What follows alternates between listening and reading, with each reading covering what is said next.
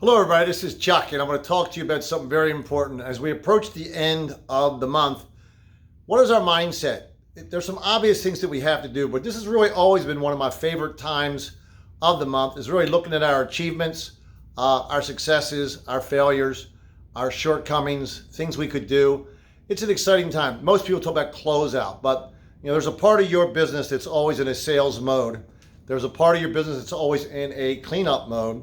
And there's a part of your business that does service in between. The sale is made, we have to service what's left at the end of a month. So here's a personal checklist of what you should be doing at the end of a month. One, when you're closing out, right? You're following up on every sale that's sitting out there, every lead that you've talked to, everybody that's sitting on the fence, everyone that's still alive, everyone has not said no. You make sure every single no becomes either a strong no or an absolute yes. But don't leave it undecided. Close out that month. And the idea is you'll feel good. It takes you towards setting your goals, right? So get everything done that can get done, whether it's in sales or whether it's in service. Don't leave it for the next month. Start the next month with a clean slate. So number one, go and close out mentality. Let's get this month done. Let's achieve as many levels as we possibly can. Let's work for any incentives or bonuses that can get done. Let's set records if it can happen.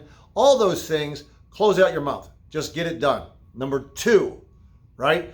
Evaluate your performance. It's the end of the month. Did I hit my goals? Did I fall short of my goals? If I hit my goals, why did I hit my goals? Because I did this, this, and this very well. Or I had this one big account that came through. I did hit my goals. I could have did this better. I could have did this better. A fair evaluation. Professionals need to be reminded more so than they need to be told. You're reminding yourself sometimes, like, I need to do that more often because I didn't do it this month. Look, I fell a little bit short. It's very important. What tools do I need? If you fall short, was there a tool that could have helped me? A marketing tool, a social media tool, whatever it may be. What could I have done better to hit those goals? So that's that. So let's move forward. Number three, forecast next month.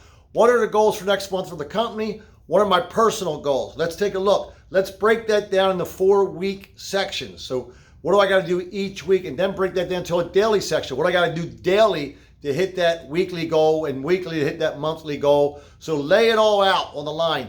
I think going into the month, you need a clear vision of what that looks like. Just say if the goal is you got to do 20 sales in a month. If you're in the sales department, then that's 5 a week. And that means I got to make X amount of calls per day.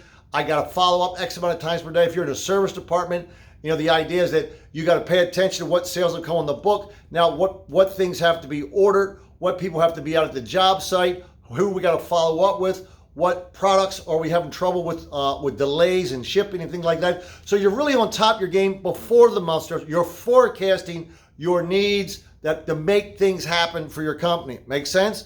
So this is all a process that professionals go through every single month to make sure that they are going to have excellence in the next month. They're finishing a month and they're going forward in the next month, and they just continue this over and over again. Number four, very, very important, is that what can I do personally to make it better this month? What can I add to my schedule? Where do I have some gaps? Personally, what new book am I going to read? What podcast am I going to listen to? What websites am I going to possibly follow or look into? What more about my product that I can learn more to know what's going on with my product and explain it better? Or what is my competition doing? What are you going to do to get better? I always say 1% better every month. Just get better at something, but you got to always be in self-improvement mode. Always. You can't just be idle. If you've gone 6 months and you haven't read a book, or you haven't read something about your industry, or you're not reading periodicals about your industry, or you're not studying your product or the competitor's product better, I would definitely say you're not a professional. You have to keep growing. You have to always work on you. And that's part of the thing to close out and say, how was my month? I read these 2 books. I listened to these 3 podcasts. I went on 3 or 4 different websites. I learned a little bit more detail about how our product is broken down, where the plants come from, or where the chemicals come from, or whatever a product may be, right? You got detail about that. I learned what my competitors are doing, right? Every month it's got to be that way, every single month. So, Leaders are readers, right? And are students of the game. Keep that in mind. Last, fifth point, clean slate. When you're at the end of the month, clean everything out. Of course, we closed out all the business we could. We serviced all the accounts we can. We made sure there's no dead leads sitting out there. But out personally, clean your desk. Perfection, day one. Spotless desk, files organized, papers put away, everything where it has to be. Start day one with a clean slate. So now you have a projection for the next month. You have goals for the week, goals for the day. Your desk is clean. Your mind is clean. You're going to read different books for the month. That's a healthy way of doing things. And when you're doing those projections, and say it's right now we're just finishing June, 6 months in, where am I for the year? Because I'm sure you had a long-term goal at some point. Always know where you are.